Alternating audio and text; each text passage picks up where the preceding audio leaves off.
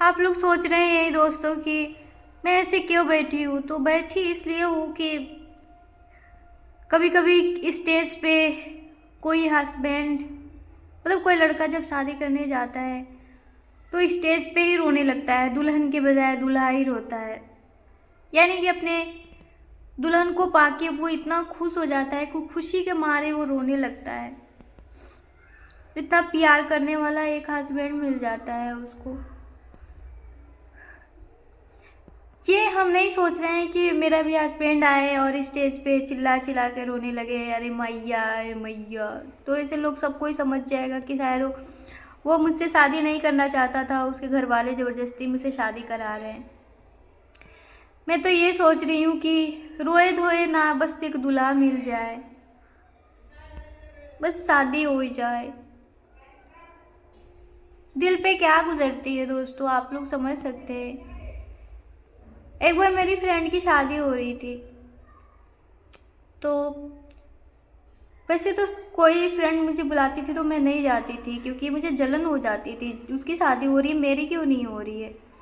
उसका दूल्हा आएगा, स्टेज पे रोएगा, उसको देख के खुशी के मारे रोएगा, आंसू बहाएगा, तो मुझे जलन तो होएगी। तो बुलाई, बहुत प्रयास की कि आ जाओ आ जाओ। मैंने सोचा चलो ठीक है, मैं भी देख लेती हूँ कैसे वो रोता है धोता है कि छोड़ के भाग जाता है वहाँ पे।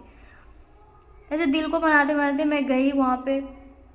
जब उसका प्यार देखा यार, वो स्टेज पे खड़ा होकर उसका हाथ ऐसे पकड़ रहा है, ऐसे हाथ मांग रहा है कि जल्दी से हाथ दे दो। वो ऐसे घूंघट उठा के देख रही है कि हाथ बढ़ा रहा है कि नहीं बढ़ा रहा है। फटाक से उसका हाथ पकड़ी। अभी हम लोग खड़े हैं कि यार हम तुमको स्टेज तक लेके जाएंगे, हाथ में थाली लिए हैं, उसमें फूल लिए हैं, फटाक से चढ़ गई, वो लेके खींच लिया ऊपर।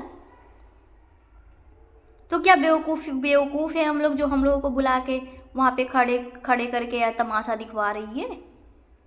यार हमारा भी दिल दुखता है यार, हम सारी लड़कियों की दिल दुखती है।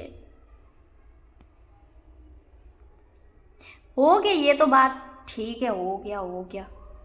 अब स्टेज पे तो वो चढ़ गई, अब इशारे से बता रही है कि अब तुम लोग ना हो, मतलब ऐसे कह रही है कि अब तुम लोग जाओ रूम में, हम बैठ गए, अपनी जगह पे बैठ गए हैं।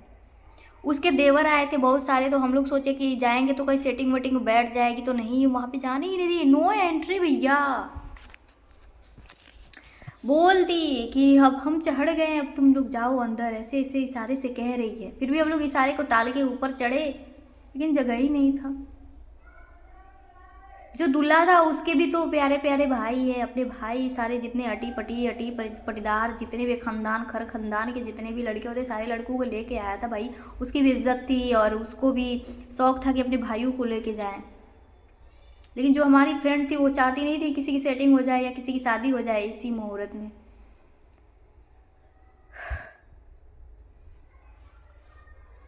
दुख होता है, इस दुनिया में एक दूसरे को देखने वाला कोई है नहीं, वो देखने वाला नहीं, देख के जलने वाले लोग। खैर कोई बात नहीं, जो होता है अच्छे के लिए होता है।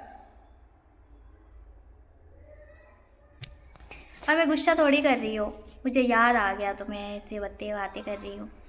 बट कोई बात नहीं, शादी की उम्र में अगर ज़िंदगी घुमा रही है तो घूम लो भैया, नहीं तो शादी के बाद तो वो भी नहीं घुमाने देती अगर चक्कर आता है केवल, है नहीं तो। शादी के पहले केवल घूम रहे हो ना, मम्मा से काका काका कैसे, जीजा जीजा के, दीदी दीदी से, मौसी मौसी के यहाँ, नाना नाना से, बुआ बुआ, ऐसे घूम रहे हो ना रिश्तेदारी में, तो बेहतर है घूम लिया करो। नहीं तो जिस दिन शादी हो गई ना, सिर्फ चक्कर आवेगा चक्कर।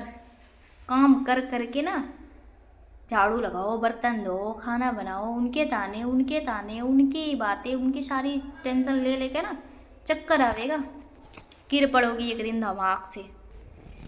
इसलिए टेंशन ना ही लियो कि मेरी शादी होएगी या नहीं। ऐसे कर देखो, अगर लड़की का जन्म ली हो ना तो तुमको टेंशन लेने की ज़रूरत नहीं है। लड़कों को टेंशन होना चाहिए कि मेरी शादी नहीं हो रही है, लड़कियों की यार नो टेंशन। अगर इंटर कर ली हो तो तुम्हें तो टेंशन लेने की ज़रूरत ही नहीं है, अगली साल तो तुम्हें शादी होना ही है। अगर बाहर मानती हो शादी को तो शादी होना ही है।